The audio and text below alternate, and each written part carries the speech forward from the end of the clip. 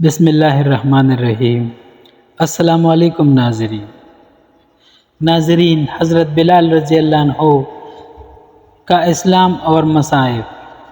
حضرت بلال حبشی رضی اللہ عنہ مشہور صحابی ہے جو مسجد نبوی کے ہمیشہ مؤذن رہے۔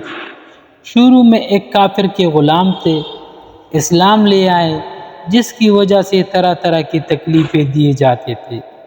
امیہ بن حلب جو مسلمانوں کا سخت دشمن تھا، ان کو سخت گرمی میں دوپہر کے وقت تپتی ہوئی ریت پر سیدھا لٹا کر ان کی سینے پر پتھر کی بڑی چٹان رکھ دیتا تھا تاکہ وہ حرکت نہ کر سکے۔ اور وہ کہتا تھا کہ یا اس حال میں مر جائے اور زندگی چاہیے تو اسلام سے ہٹ جائے۔ مگر بلال اس حالت میں بھی احد احد کہتے تھے، یعنی معبود ایک ہی ہے۔ رات کو زنجیروں میں باندھ کر کوڑے لگائے جاتے تھے اور اگلے دن ان زخموں کو گرم زمین پر ڈال کر اور زیادہ زخمی کیا جاتا تھا تاکہ بے قرار ہو کر اسلام سے پھر جائیں یا تڑپ تڑپ کر مر جائیں۔ عذاب دینے والے اکتا جاتے تھے، کبھی ابو جہل کا نمبر آتا، کبھی امیہ بن حلب کا، کبھی اوروں کا، اور ہر شخص اس کوشش میں رہتا کہ تکلیف دینے میں کوئی کسر نہ چھوڑے، پورا زور لگاتے تھے اور اپنا زور ختم کر دیتے تھے، یہاں تک کہ تک جاتے تھے۔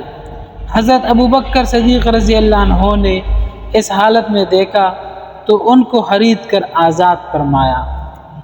چونکہ عرب کے بت پرست اپنے بتوں کو معبود کہتے تھے، اس لیے ان کے مقابلے میں اسلام کی تعلیم و توحید کی تھی، جس کی وجہ سے حضرت بلال رضی اللہ عنہ کی زبان پر ایک کا ورد تھا۔ یہ تعلق اور عشق کی بات ہے۔ ہم جھوٹی محبت میں دیکھتے ہیں کہ جس سے محبت ہو جاتی ہے اس کا نام لینے میں لطف آتا ہے، بے فائدہ اس کو رٹا جاتا ہے، تو اللہ کی محبت کا کیا کہنا جو دین اور دنیا میں دونوں جگہ کام آنے والی ہے۔ یہی وجہ ہے کہ حضرت بلال رضی اللہ عنہ کو ہر طرح سے ستایا جاتا تھا، سخت سے سخت تکلیفیں پہنچائی جاتی تھی۔ مکہ کے لڑکوں کو حوالہ کر دیا جاتا کہ وہ ان کو گلی کوچوں میں چکر دیتے پھرے، اور یہ تھے کہ ایک ہے، یہ رٹ لگاتے تھے۔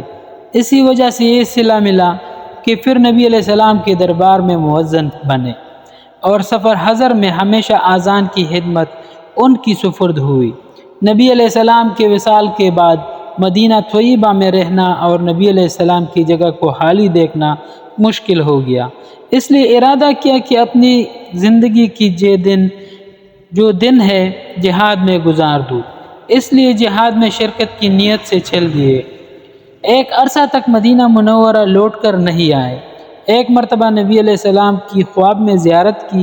نبی علیہ السلام نے فرمایا، بلال یہ کیا ظلم ہے، ہمارے پاس کبھی نہیں آتے۔ تو آنکھ کھلنے پر مدینہ طیبہ حاضر ہوئے۔ حضرت حسن اور حسین رضی اللہ عنہ نے اذان کی فرمائش کی۔ لاڈلوں کی فرمائش ایسی نہیں تھی کہ انکار کی گنجائش ہوتی۔ اذان کہنا شروع کی اور مدینہ میں حضور صلی اللہ علیہ وسلم کی زمانے کی اذان کانوں میں پڑھ کر کوہرام مچ گیا۔ عورتیں تک روتی ہوئی گھر سے نکل پڑی۔ چند روز قیام کے بعد واپس ہوئے اور سن 20 ہجری کے قریب دمشق میں وصال ہوا۔